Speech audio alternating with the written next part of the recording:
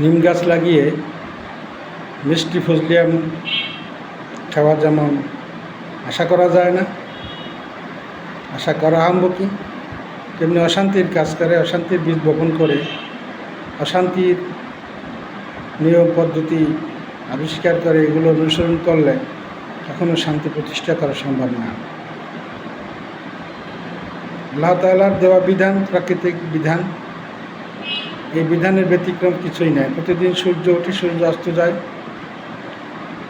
দিন আসে, দিন যায়, রাত্র আসে, রাত্র যায়, দিন রাত্রের পরিবর্তন হয়, মাসের পরিবর্তন হয়, মৌসুমের পরিবর্তন হয়।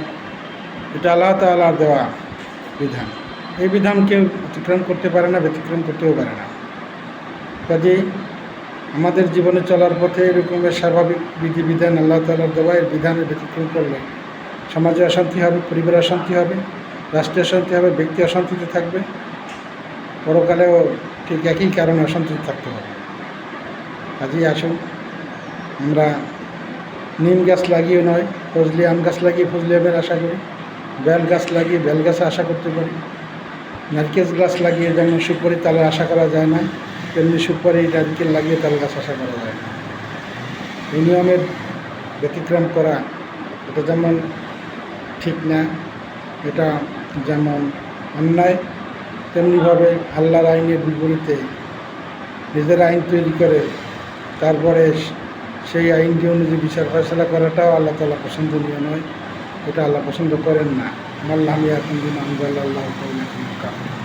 আল্লাহর যা বিধানকে ছেড়ে দিয়ে যারা ফয়সলা করে তারা কাফের।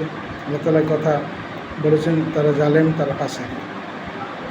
কাজেই সর্বত্র আল্লাহর বিধান চলতেছে, স্বেচ্ছায় অনিচ্ছায় আপনার সমস্ত সৃষ্টি জগৎ আল্লাহর বিধান মেনে চলতেছে, কিন্তু মানুষ আমরা আল্লাহর বিধান না মানার কারণেই আজকে যত শান্তি।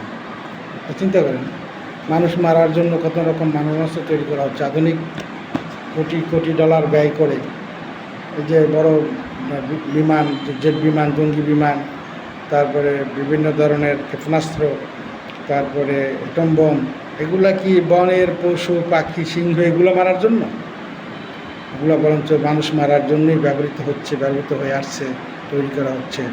তো এই টাকাগুলো যদি ভবে না করে যদি মানুষের কল্যাণের জন্য ব্যয় করা হতো, তাহলে যুদ্ধ বিগ্রহ এগুলো কোনো প্রয়োজন ছিল?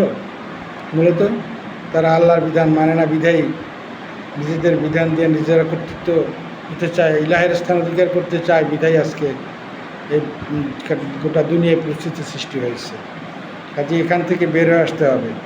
দুনিয়ার শান্তি প্রতিষ্ঠা করতে হলে আল্লাহর বিধান মেনে নেওয়া ছাড়া কোনো বিকল্প নাই।